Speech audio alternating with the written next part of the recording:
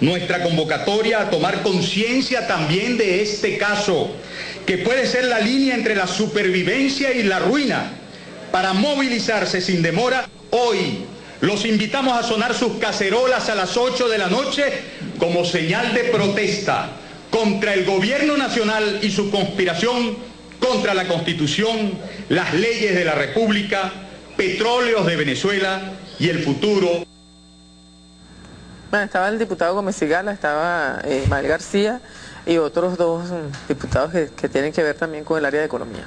Bueno, lo primero que debo decir y contextualizar, Tania, y al país, sobre todo el país serio, que nos ve, que analiza, es que esta misma gente, estos fueron los que hace aproximadamente 2 o 3 meses salieron con el mismo show, con el mismo espectáculo, con la misma escenografía, el montaje.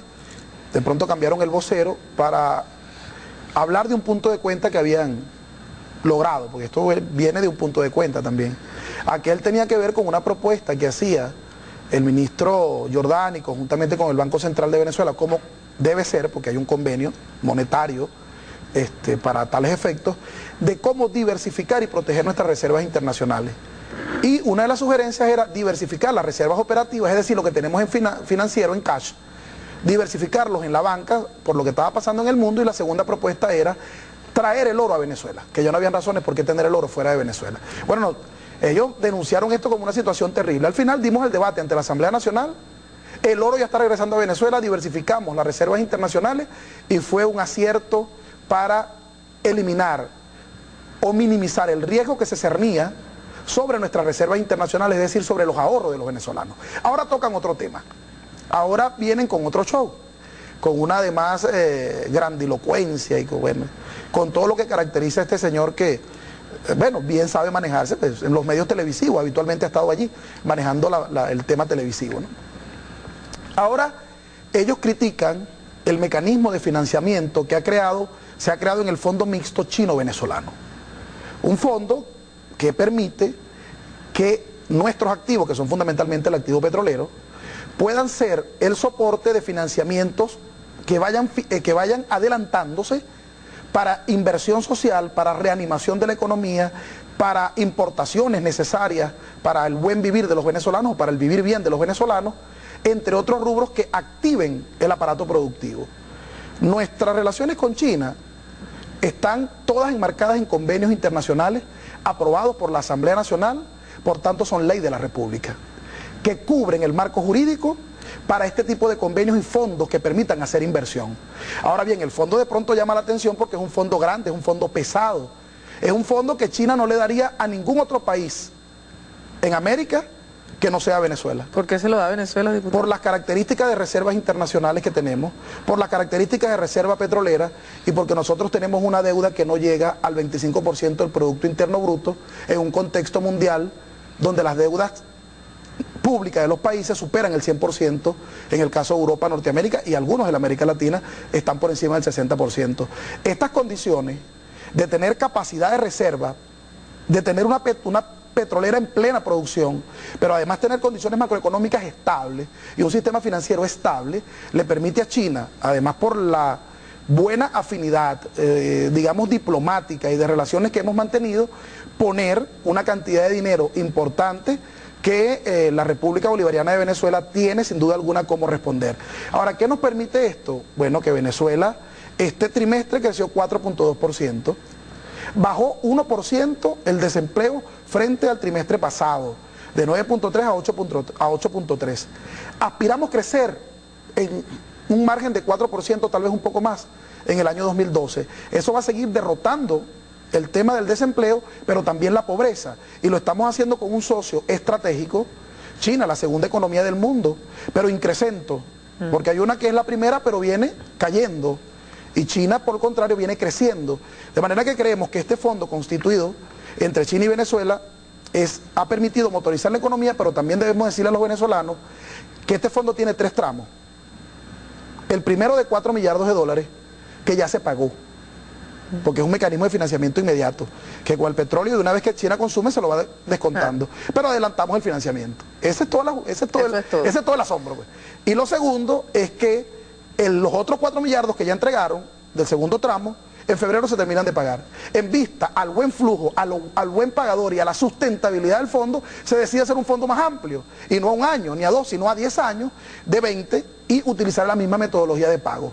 Eso suma con la renovación del primero, que se pagó de 4, entonces serían 2 de 4, más la renovación del primero, 1 más de 4 son 12, y 20 son 32.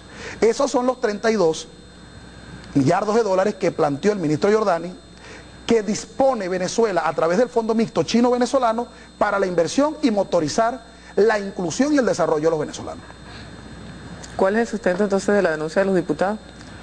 Yo creo que esto tiene que ver con que el señor primero se está dando cuenta, recientemente se están dando cuenta que son diputados, y por ende están empezando a sentarse a revisar algunas cuentas, a leer, pero como no tienen una comprensión exacta de los mecanismos, los convenios internacionales, los mecanismos de funcionamiento de la República, la nueva ingeniería financiera, no se opusieron al Fonden. Esto es igualito. Cuando se iba a crear el Fonden, que ya ha manejado más de 70.000 millones de dólares, pero ha permitido las misiones, ha permitido los trenes, que ya se están empezando a inaugurar los tramos, permitió Tocoma, permitió Caruachi, permitió el segundo puente sobre el Orinoco y el tercero, permitió toda la infraestructura de desarrollo que en el país ha impulsado el crecimiento, pero ellos se opusieron al Fonden. Es más, se opusieron al millardito. Nosotros pedimos fue un millardito para el tema agrícola, y se opusieron. Van 70.000 millones, es decir, 70 millarditos. ¿Y qué ha pasado con el Fonden? Bueno, ellos salieron diciendo algo similar. Va a quebrar la economía, este riesgo va a ser terrible, esto es una locura, esto es ilegal. No, ahí está el Fonden. Lo que pasa es que ellos están acostumbrados solamente le vendemos petróleo barato a los gringos nos lo pagan barato, y lo que no tengamos, se lo prestamos, nos los prestan caro a través del Fondo Monetario, y seguimos subyugados. Ese esquema se acabó en Venezuela.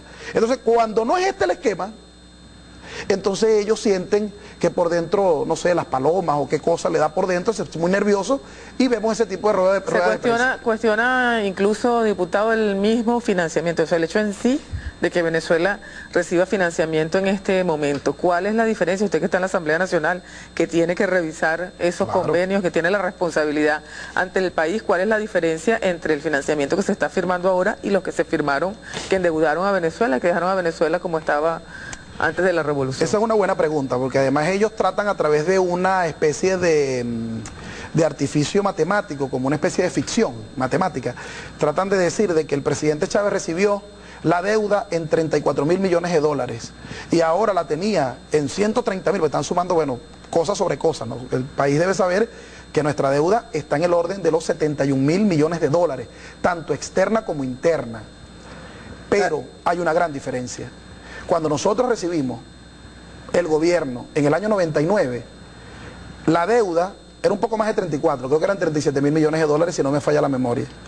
Pero el Producto Interno Bruto era aproximadamente 80.000 millones de dólares. ¿Pero esa era la deuda externa e interna? ¿Era la deuda interna? La deuda pública, la general, global.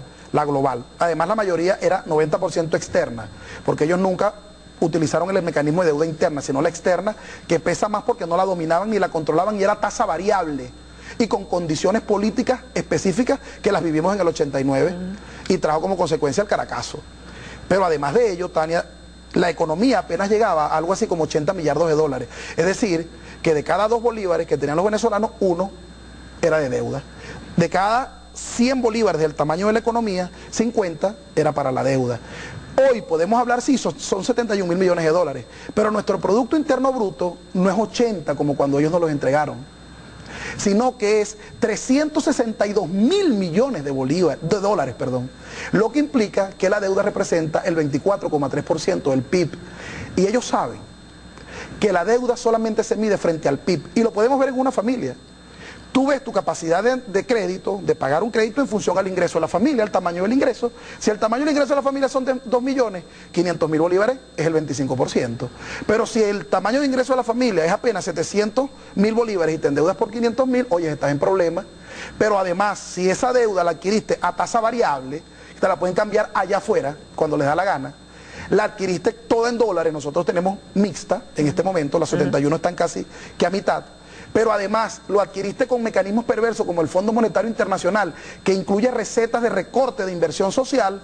Todo ese cóctel te lleva a fenómenos como el Caracazo en el 89, o como el 56% de pobreza que vivimos los venezolanos hasta que llegó el comandante Chávez y revirtió ese fenómeno. ¿Cómo? Bueno, primero con mecanismos de emancipación en el tema de endeudamiento. Buscamos otros mecanismos y otros mecanismos de financiamiento interno, como el caso del Fonden. Esos 70.000 millones de dólares, ellos preferirían que estuvieran depositados en nuestras reservas internacionales y los hubiésemos adquirido por vía deuda. Fíjate, ¿no? Pero estando depositados en la reserva nos pagan el 2% de interés. Y por deuda hubiésemos pagado el 14% más recetas del Fondo Monetario. ¿Qué tal? Entonces, esa es la gran diferencia. Y por eso es que Venezuela hoy exhibe un mecanismo emancipado, un mecanismo de autonomía en su financiamiento público y puede hacer inversión social, sostenible y seria. Pero además de eso tenemos grandes amigos en el mundo, como China, que reconoce la seriedad del gobierno venezolano. Y cierro este comentario para estos señores y para el país. ¿Ustedes creen que el señor Hu Jintao y la República Popular China, con 1.500 millones de habitantes y la economía de mayor prosperidad del mundo, va a dar o va a invertir en un fondo mixto chino-venezolano 30.000 millones de dólares en un gobierno que se fuera a terminar el año que viene? Yo creo que por ahí es donde viene el problema. Que esto lo que plantea y reafirma es la proyección a futuro de una alianza con un nuevo equilibrio de polos mundiales de financiamiento y de un desarrollo en socialismo en Venezuela. Ahí está el fondo del mensaje.